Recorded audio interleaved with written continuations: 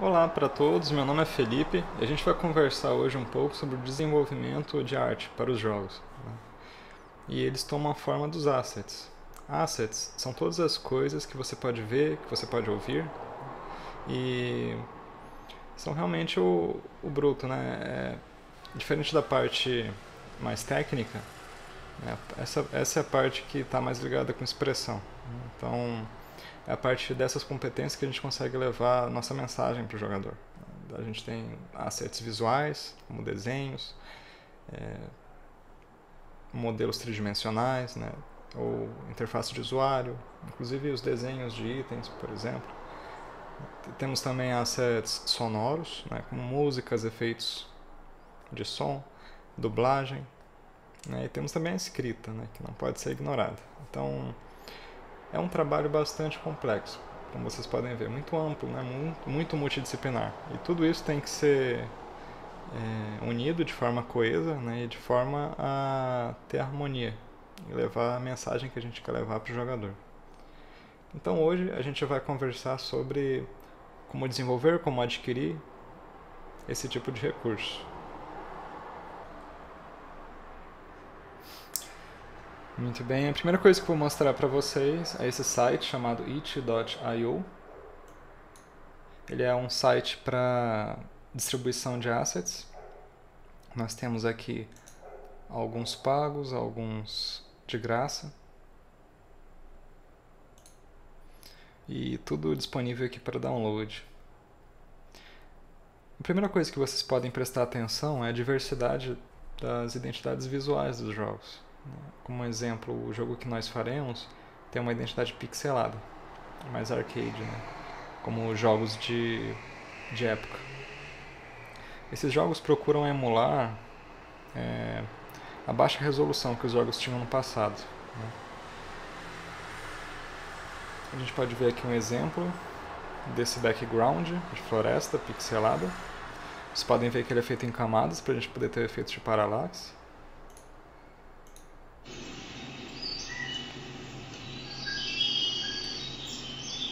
Então, as diferentes camadas se movem em diferentes velocidades, resultando nesse efeito tridimensional. A temática é pixelada. Em alguns outros exemplos, por exemplo, também pixelados, temos essa cidade. É um conjunto de assets, todos seguindo a mesma identidade visual, pronto para você que já criar o seu jogo. Então, nessa situação aqui nós temos elementos de interface de usuário, nós temos o background.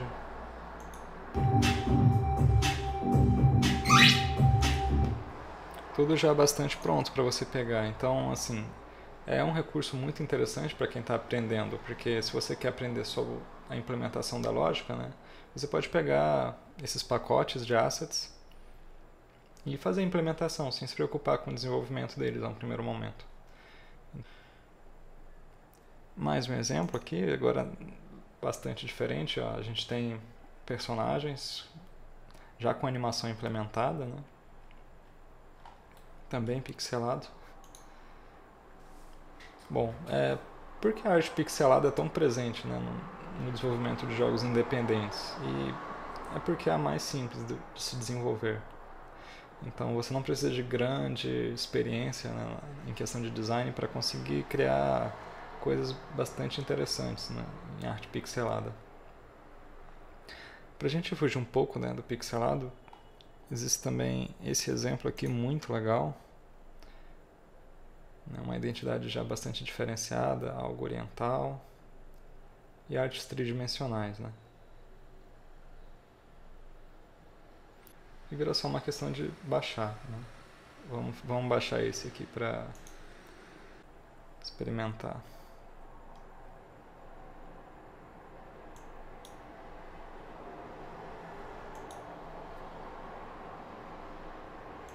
Sempre que possível é bom apoiar, viu, os artistas.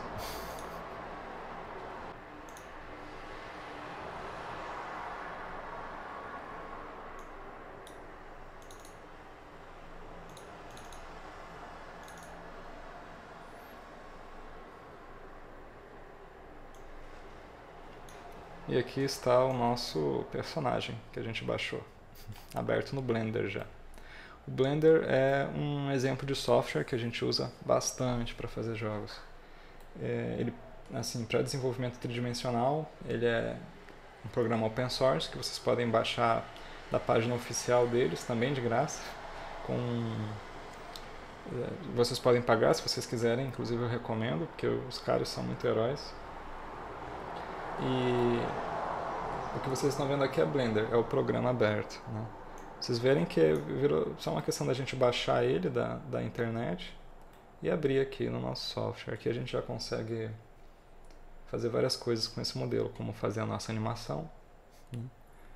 E várias coisas.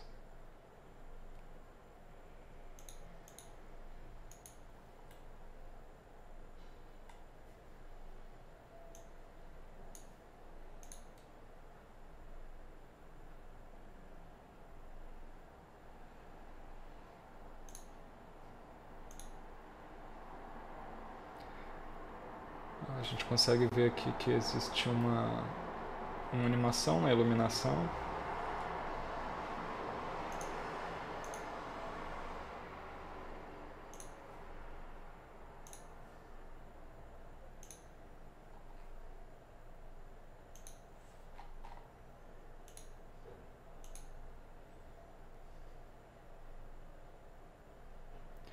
No caso aqui a gente tem um exemplo de asset sonoro disponível para download, fácil.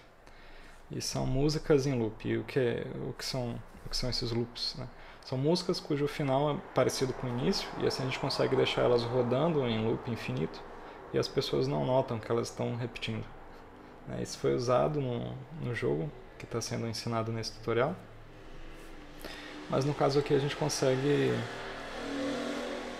esses assets de graça, né?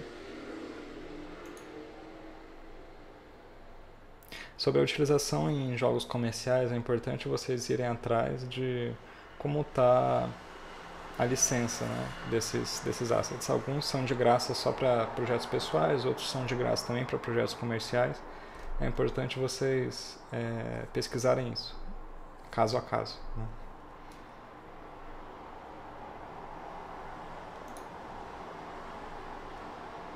Aqui um outro exemplo muito interessante, ó.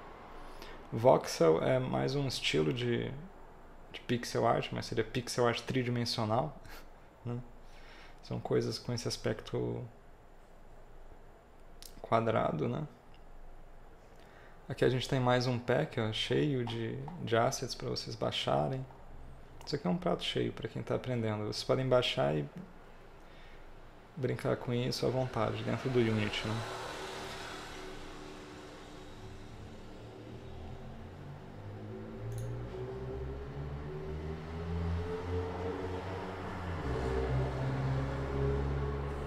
Aqui a gente tem um pack muito interessante de vozes. Então, até a dublagem vocês conseguem nesse site.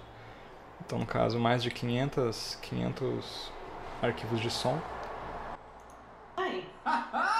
No way. Unit ready. Então, uma diversidade enorme aí de assets sonoros para vocês dublarem seus personagens de uma forma bastante simples. Um outro site que é uma ótima fonte para assets, no caso tridimensionais, é Sketchfab. Aqui você consegue uma diversidade tremenda de assets tridimensionais, prontos para download também, sem nenhum custo. O pagamento é optativo na maioria deles também. Vocês conseguem ver aqui um exemplo, no caso de um jacaré antropomórfico. Mas assim, existem muitos exemplos, né, com todo tipo de coisa que vocês possam imaginar.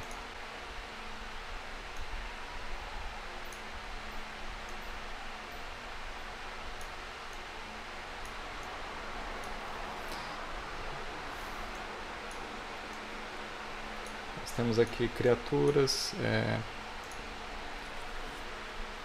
personagens também.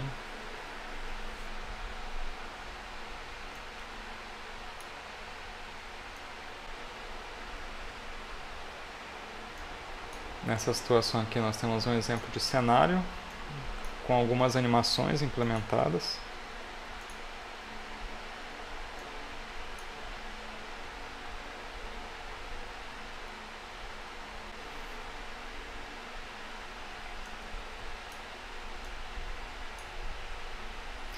E para quem está aprendendo modelagem tridimensional é um prato cheio.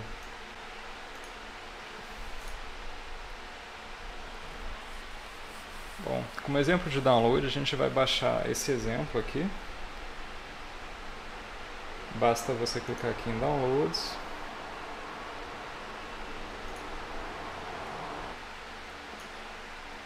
E vira uma questão de abrir o Blender e importar o modelo.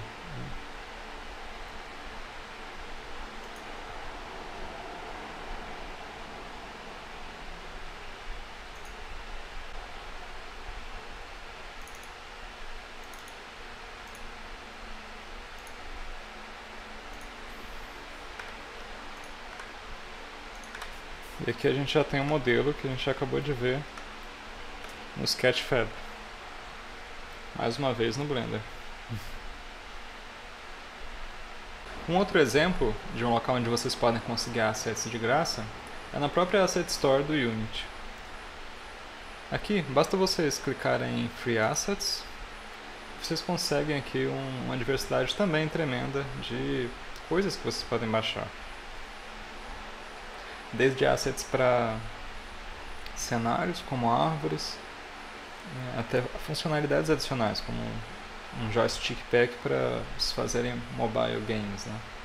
Temos aqui também, como sempre, algumas artes pixeladas, algumas florestas, armas também, para fazer jogos em primeira pessoa. Aqui vocês podem ver um exemplo de um que eu já baixei, o robô Kyle.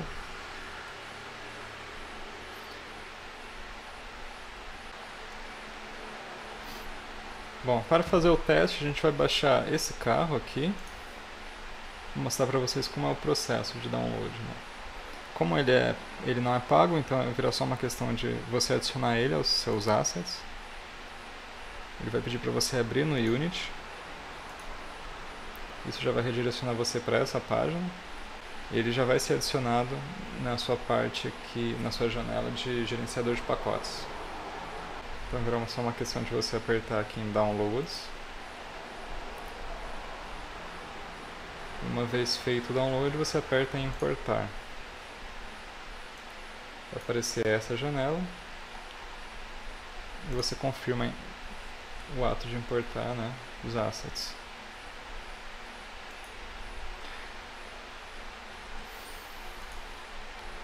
Nesse momento ele já vai aparecer aqui dentro do seu projeto.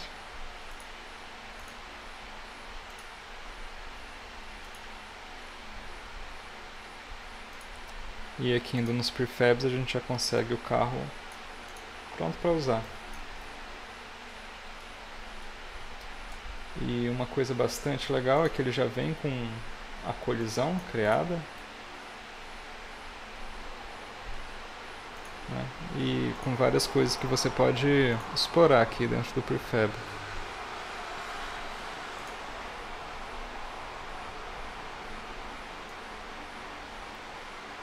Você pode inclusive desmontar o seu modelo.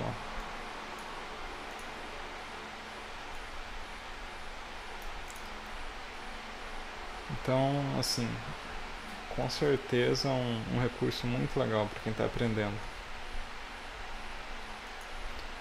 Dentre os assets da Asset Store, da Unity, existem coisas também assim, funcionais, né, que podem até facilitar a tua experiência de desenvolvimento, né?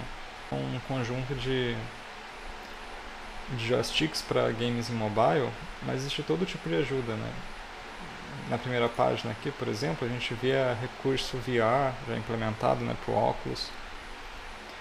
Nós temos aqui também, por exemplo, o Playmaker, que é uma linguagem visual de programação, né, de script, Visual Script Tool. No caso é paga, mas muitas pessoas acham legal para quem não tem muita afinidade com programação, né, fazer a programação via algo visual, gráfico. A partir disso aqui você consegue lidar com lógica de jogo, sem ter que mexer muito em códigos. Bom, para encerrar como conseguir assets de graça, a gente não podia deixar de falar também da própria Unity, né? Aqui vocês conseguem projetos inteiros prontos, para vocês explorarem, mexerem e editarem à vontade. Então vocês podem clicar em qualquer um desses e baixar o projeto direto para o seu computador.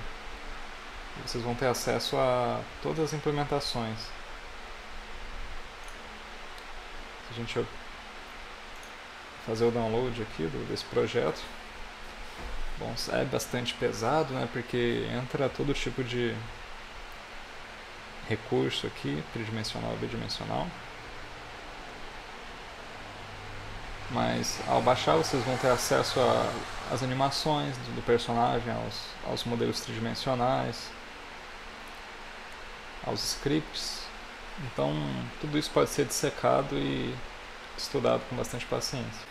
Muito bom, pessoal, agora que vocês viram como conseguir assets na internet, está na hora da gente aprender agora como fazer assets do zero. Então a gente vai tentar compartilhar com vocês as técnicas que a gente vem usando para desenvolver na Epta Entertainment e uma forma de mostrar para vocês uma visão geral e também mostrar onde vocês podem conseguir mais informações sobre o assunto. Então, começando com a parte dos assets visuais, eu acho que um bom local para a gente começar seria com teoria das cores, assim, de uma forma bem básica, né?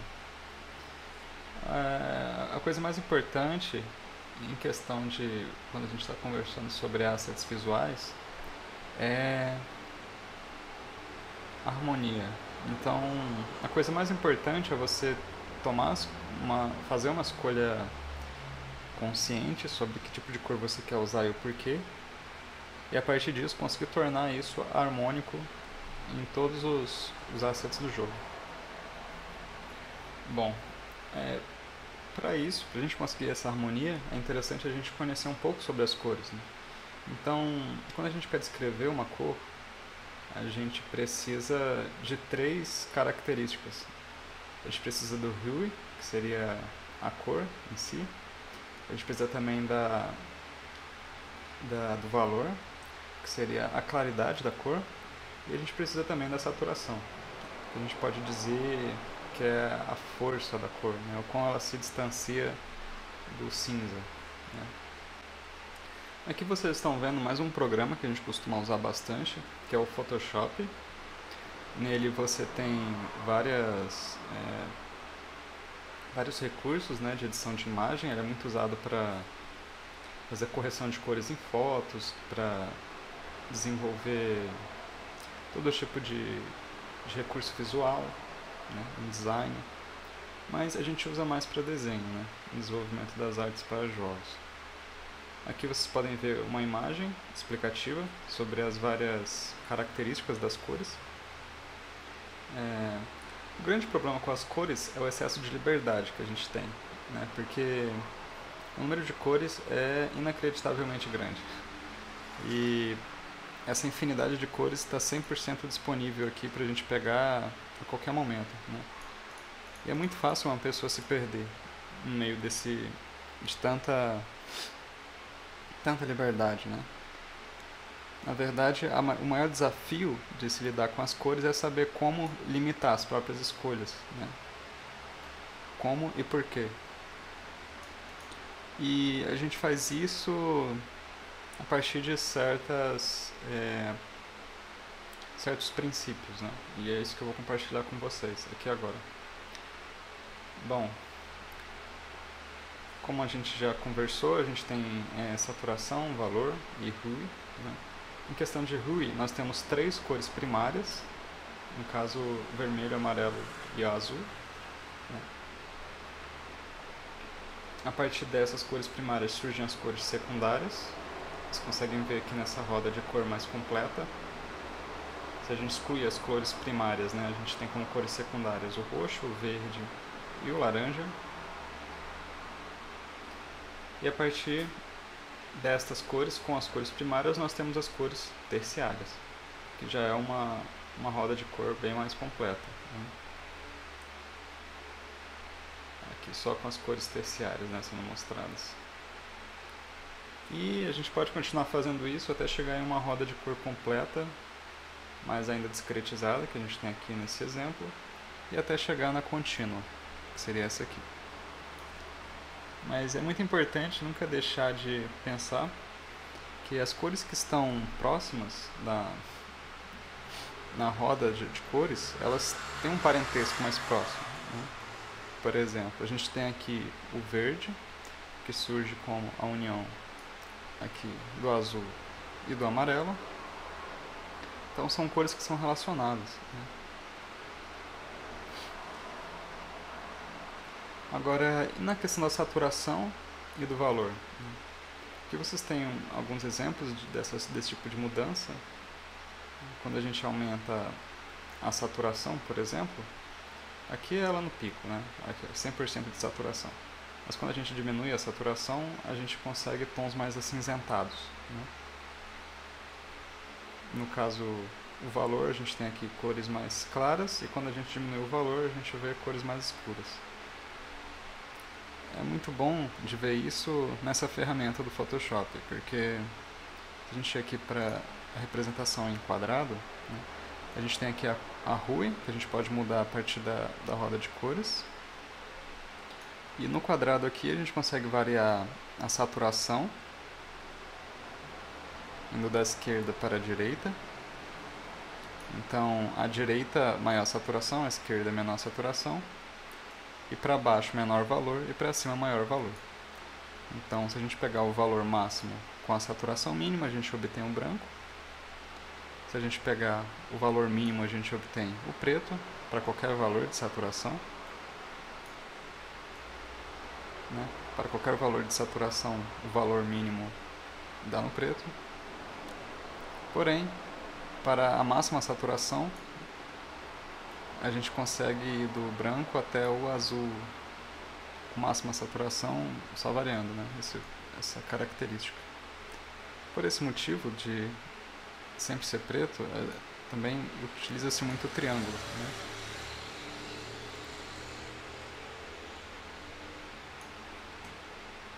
Então aqui vocês conseguem identificar muito bem como isso funciona. Ok, e o que são essas características que eu conversei ainda agora com vocês, né, de cores? Como é que a gente consegue criar harmonia a partir do conhecimento, esse conhecimento que eu acabei de passar para vocês? Bom, seguindo algumas regrinhas, né? Para isso eu vou abrir aqui um livro que eu recomendo muito, que vocês consigam. Né? O livro Cor e Luz,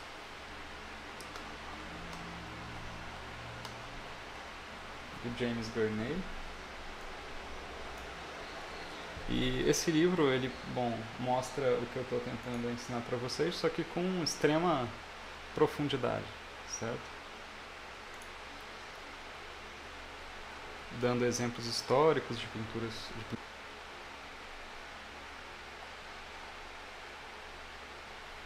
E o que a gente nota é harmonia, certo? Não é fácil criar esse tipo de harmonia. É muito mais comum pintores principiantes criarem desenhos em que as cores não entram em harmonia e causam um estranhamento bastante forte, né, nas pessoas. Mas isso é muito diferente dessas pinturas, né? E um dos erros mais comuns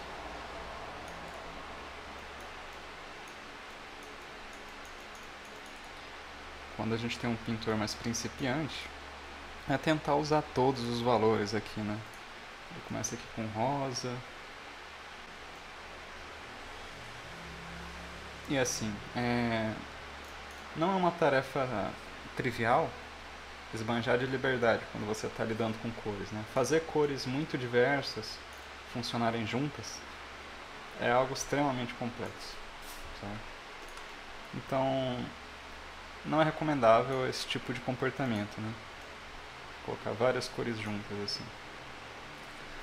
O certo, que a gente pode observar nas pinturas de luz e cor, é manter cores relacionadas próximas. Quando a gente tem cores não relacionadas e cores relacionadas em uma mesma pintura, tentar fazer com que uma seja dominante e a outra seja passiva. E com o que eu digo? Ao que eu me refiro com isso? O certo é você escolher uma cor para dominar a pintura. Como, por exemplo, você pode escolher um verde para dominar a pintura. E mesmo a dominante você não vai nos valores máximos, né, de saturação. Então você escolhe um verde, e esse verde vai ser o que vai dominar essa pintura. Então você pode escolher algumas cores relacionadas. Talvez uma mais clara, mais próxima do amarelo aqui. Uma mais escura aqui, próximo do laranja.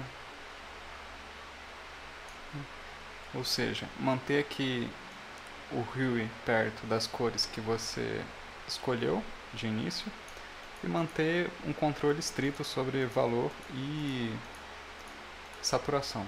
O certo é você nunca chegar nos extremos, né? É muito raro você ter um branco em uma pintura, né? Um branco real, né? Com um hex de FFFF, né?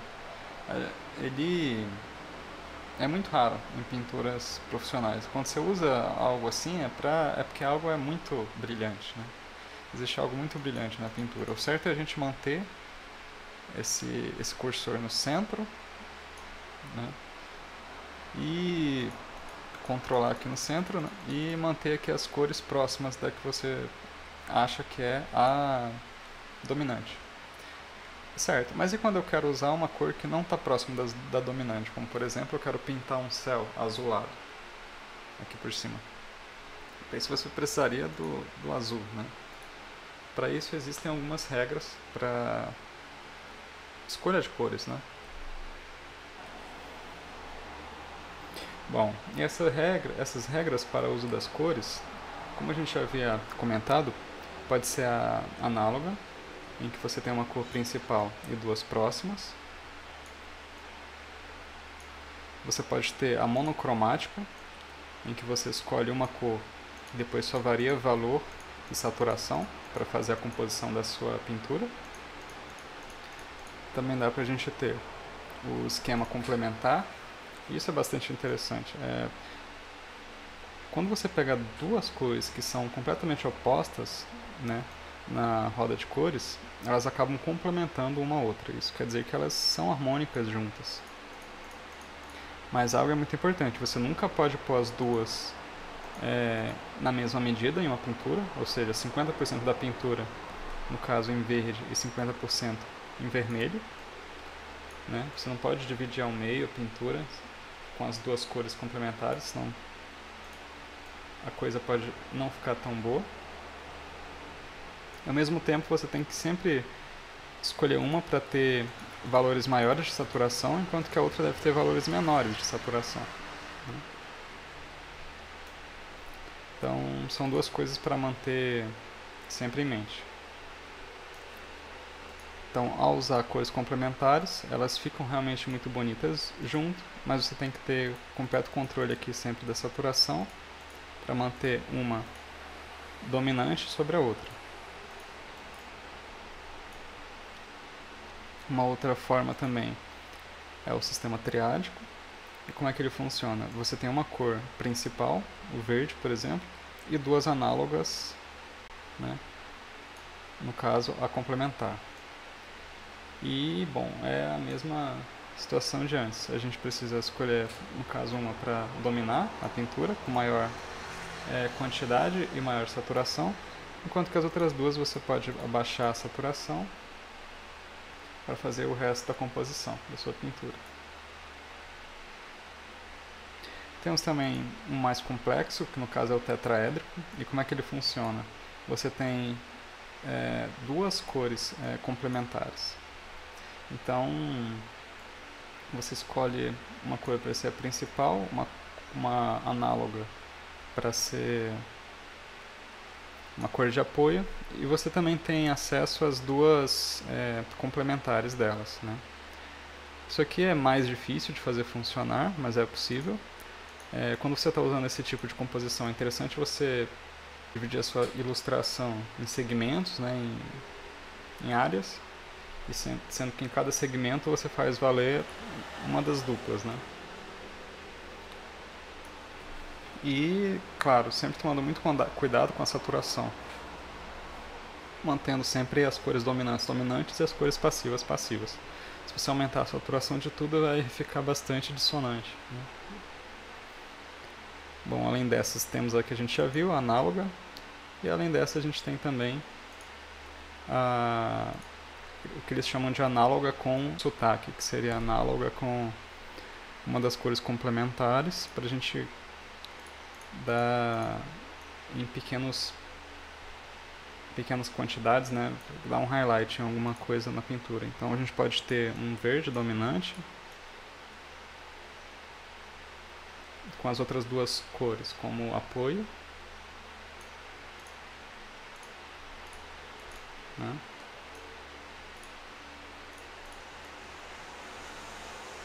E a gente pode usar complementar para fazer pequenos highlights no nossa pintura. Algo que a gente acha que merece atenção, a gente consegue usar em pequenas quantidades, né? E assim, tudo que a gente discute aqui para pintura é válido para toda a identidade visual do jogo. Então, todos esses esquemas de cores, eles devem ser levados em consideração no momento em que você estiver fazendo a composição completa do jogo. Então, os personagens têm que obedecer a esses esquemas de cores, a interface de usuário tem que obedecer a esses esquemas de cores. E quando você consegue unir tudo isso de uma forma coesa, aí a gente tem algo muito bom, né? A gente já tem algo que tem harmonia, então não vai irritar os jogadores e muito pelo contrário, pode contribuir para a ambientação de forma significativa. E é importante lembrar que não são regras isso que eu estou passando para vocês, mas funcionam mais como guidelines, né? Algo para vocês se basearem. Por quê? Porque existem muitas instâncias em que foge-se desses esquemas e dá certo, né? Mas assim, tudo tem que ter uma razão, né? E tudo tem que partir dos princípios básicos das cores. Tipo, por que a gente costuma não usar com muita frequência, né, cores muito longe da roda de cores? Porque quando elas estão juntas, elas causam um estranhamento e a atenção é levada a esse estranhamento. Então, assim, se for a ideia, né, se essa for a ideia, causar estranhamento no jogador e trazer a atenção dele para algo e causar esse estranhamento nele, né, então você pode usar, sim, né, algo que pode ser um erro, dependendo da situação, se for usado de forma criativa, né, e o mais importante de tudo, se for usado de uma forma racional, né, pensada, tudo tem a sua utilidade, né? Um outro sistema de cores que ele é muito útil, né, e diferente desse que a gente usa, porque o que a gente tem aqui? A gente tem um sistema cartesiano aqui, em que em X a gente controla a saturação e em Y a gente controla o valor, enquanto que a escolha do Rui é feita de forma independente, né, ao redor. Mas existem outras formas de você escolher cores, né? Uma delas, que eu acho muito boa, é o sistema de Gamow. Aqui você consegue esquemas de cores baseado em uma outra projeção, em que você tem a cor, ou seja, o Rui, variando com θ, esse sistema polar, de projeção polar, enquanto que no raio você tem a variação da saturação. Então aqui você já tem disponível as cores todas, né, em função tanto do Rui quanto da saturação. Enquanto que, bom, o valor ele pode ser controlado de forma externa, assim como o Rui é controlado de forma externa no nosso outro exemplo de controle de cores. E por que esse sistema é tão legal? Esse sistema é legal porque quando você pega áreas desse gráfico e torna elas inacessíveis, né, você está criando aqui um esquema de cor. E usando triângulos, da forma como ele mostra aqui, você automaticamente limita a altos valores de saturação uma única cor, ou duas cores, né? No caso aqui ele tem um sistema quase complementar, enquanto que nas outras você limita a baixa saturação. E isso torna o seu desenho mais harmônico. Se a gente olhar aqui para outros exemplos, a gente tem aqui, por exemplo, o amarelo e o vermelho como cores com maior saturação, né, na pintura. Temos alguns azuis aqui, só que com baixíssima saturação. E tudo funciona, né? Tudo aparece de forma harmônica na pintura. No caso, esse exemplo aqui estaria mais próximo das cores análogas, né? Aquele sistema análogo com uma complementar, né? Que seria o análogo com sotaque, né? No caso aqui embaixo a gente tem mais um exemplo com uma cor que governa, que seria esse azul mais claro, enquanto que algumas outras servem para dar apoio, né? Mas mais uma vez com uma saturação bem mais baixa do que a que governa. Nesses outros exemplos aqui temos mais algumas situações onde a gente tem a cor principal com maior valor de saturação, enquanto que algumas outras com baixíssimos valores de saturação.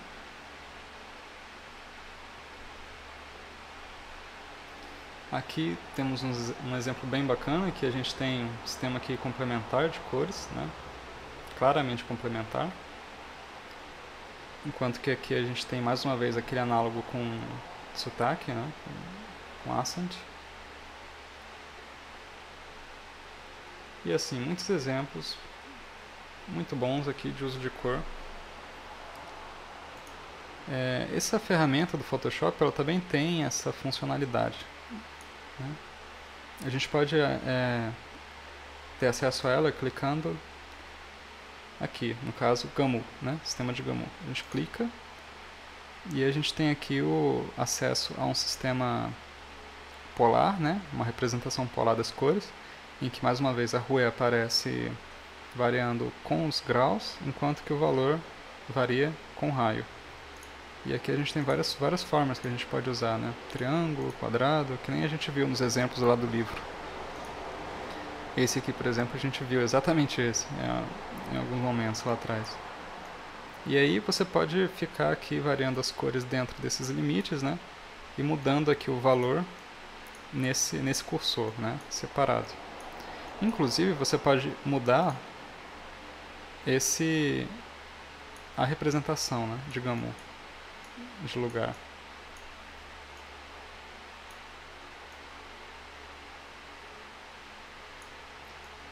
E fazer aqui várias escolhas, né?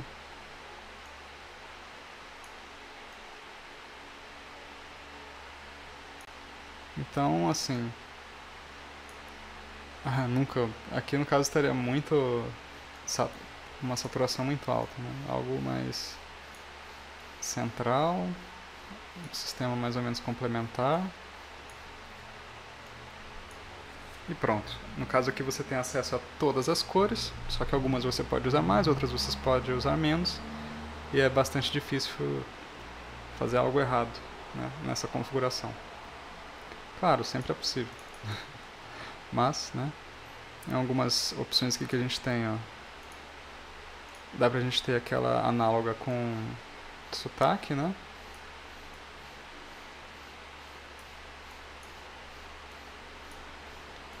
Uma configuração bastante usada também.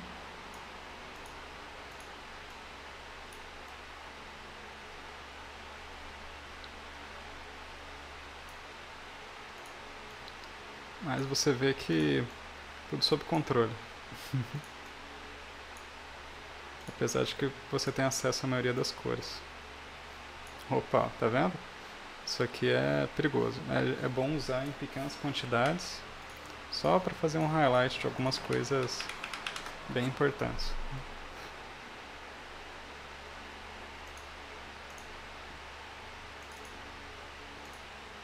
É importante ressaltar também que essa ferramenta ela não vem com Photoshop, né? A roda de cor do Photoshop padrão é essa aqui, que é muito boa também. Você tem um sistema cartesiano com o RUI separado aqui, que você pode mudar.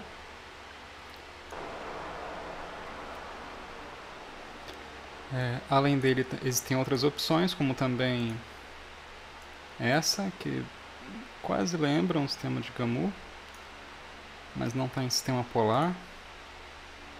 Temos também uma roda de cores aqui.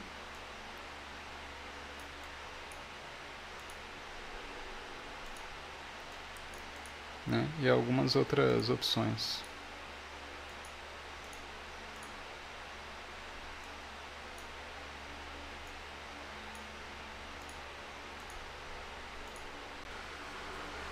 Muito bom, eu creio que seja isso para desenvolvimento de assets visuais.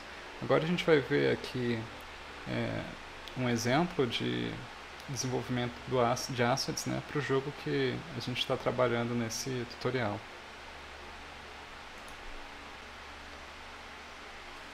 Muito bem, aqui a gente pode ver uma TV, como aparece no jogo. É importante aqui notar que haja uma homogeneidade nas cores, né? No caso aqui a gente usa um azul em menor saturação e um marrom. Bom, para as referências, um programa que eu recomendo é esse pureref.com e ele funciona, o funcionamento dele é muito simples, né? Você arrasta fotos para dentro dessa janela dele, organiza elas e assim você tem acesso a elas de uma forma muito fácil. Ele é um programa de graça também, vocês podem baixar do próprio site deles. Muito bem, depois de instalado, vocês podem arrastar as imagens direto do Google. Uma coisa importante é logo vocês configurarem ele para sempre ficar no topo, né? Porque senão toda vez que vocês interagirem com a janela do Photoshop isso esconderia o programa. Então vocês clicam aqui em modo, né? E clicam depois em sempre no topo, always on top. E agora a janela sempre vai ficar no topo, mesmo que vocês interajam com outras janelas, né? E agora vira uma questão da gente pegar aqui as nossas referências, né? Você arrasta as imagens para dentro do programa e ele vai guardando para você. Vamos procurar aqui algumas boas. Muito bem, eu acho que seja isso. Agora a gente bota a janela dele ali embaixo. Pode começar a fazer a nossa TV. Uma coisa importante em fazer arte pixelada no Photoshop é que se você precisa usar, né, a ferramenta de lápis, porque assim você consegue controle sobre os pixels individuais. Depois de dar uma melhorada aqui no formato, a gente já tem algo que lembra iluminação ali na parte anterior. E isso é uma outra coisa importante, né? Você tem que saber trabalhar com luz para dar uma sensação de tridimensionalidade mesmo para algo pixelado. Isso é muito importante. Nunca esquecer que essas são representações de objetos tridimensionais, né? E agora, usando a ferramenta de laço, que a gente consegue selecionar uma parte do desenho, a gente consegue fazer essas sombras mais suaves usando a ferramenta de pincel.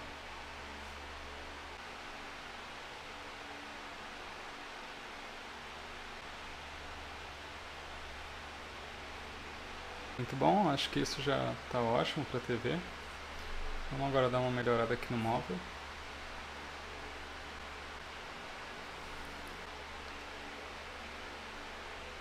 Agora seria interessante a gente conseguir fazer alguma forma de iluminação, de forma meio que mostrar que a TV está ligada. Para isso a gente pode usar uma cor mais clara, como um branco, e botar o alfa lá para baixo. E o que seria o alfa? O alfa é a transparência. Então, além de todos os parâmetros de cor, a gente também tem um parâmetro de transparência, que a gente consegue salvar no formato PNG. E isso dá pra gente importar isso no Unity também. Então, uma forma de conseguir criar luz é assim, é você pegar um branco, só que botar um alfa bastante baixo e assim a gente cria um aspecto de iluminação. Bom, agora nós podemos ver como vai ficar no cenário. Ainda dentro do Photoshop, né? Só fazer uma composição aqui da TV com o cenário.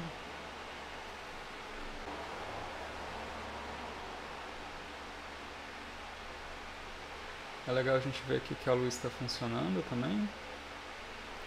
É interessante adicionar também alguns degradês aqui na prateleira para dar uma ideia de profundidade e sombra.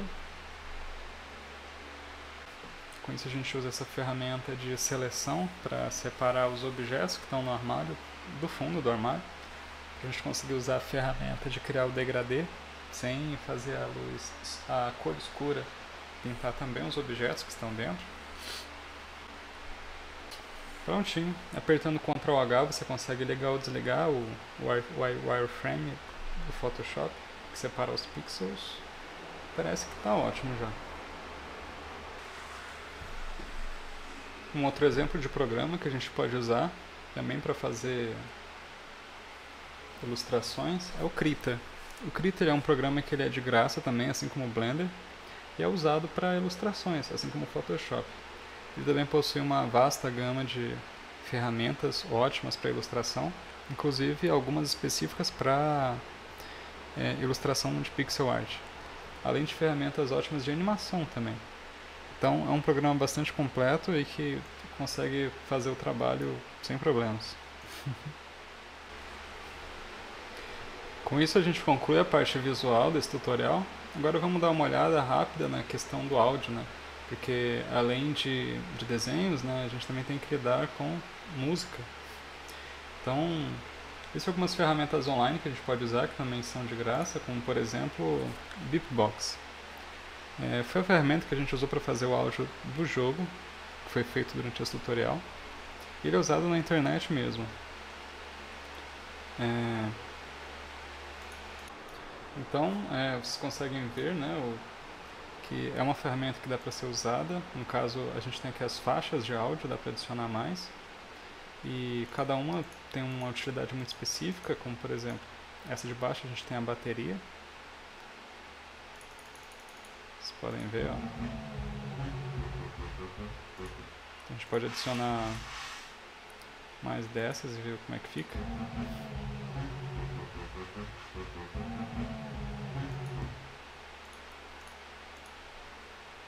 Então, a gente também tem um instrumento base, né?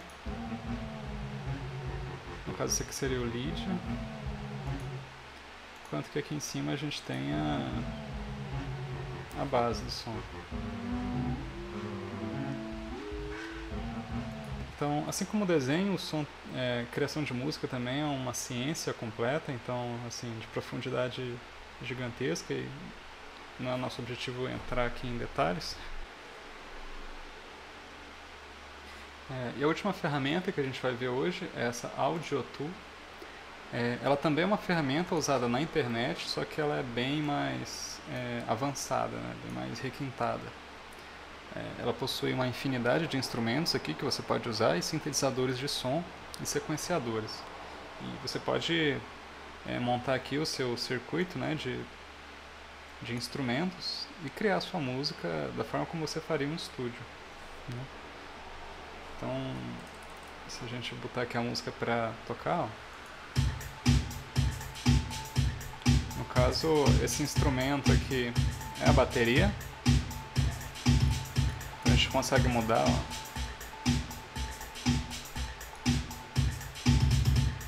Né? Ou a gente pode tirar toda a batida mais baixa, ó.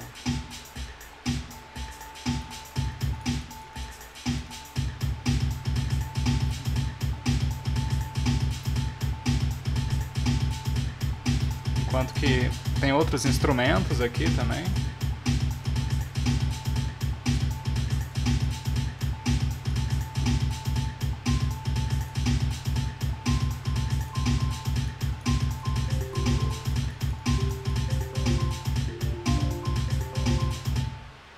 Então, é uma ferramenta bastante completa.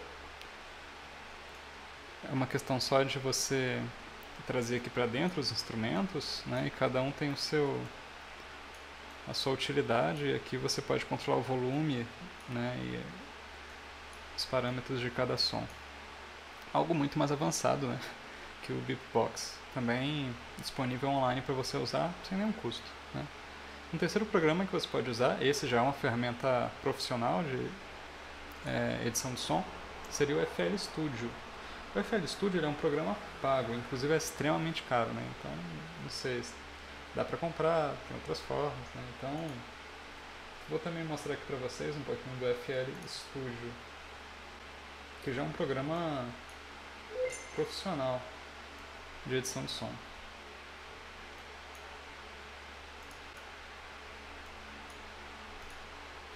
Certinho? Então esse é o FL Studio.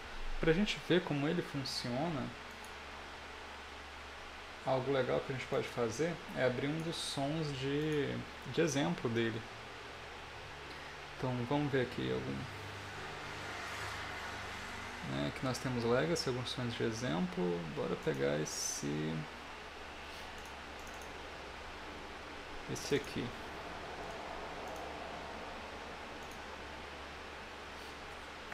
Pronto, ele está importando o som. E um projeto no FL Studio tem essa cara aqui, né? Então, como vocês conseguem ver, é algo extremamente complexo também. Toda uma ciência que vocês podem explorar, né? A gente pode tocar ele um pouquinho para ver como é.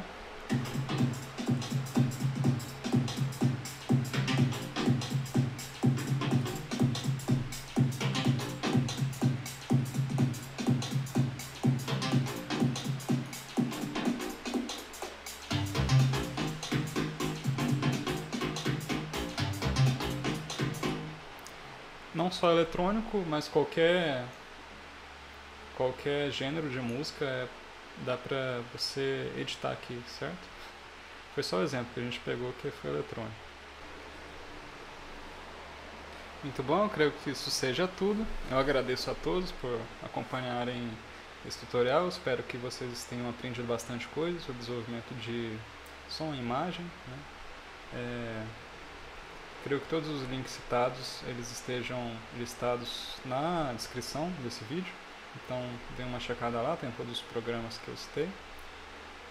E eu agradeço a todos, espero que tenha servido aí para a formação de vocês, né? Muito obrigado por acompanhar. Até mais. Tchau, tchau. Qualquer pergunta podem deixar aqui no chat que eu vou estar respondendo.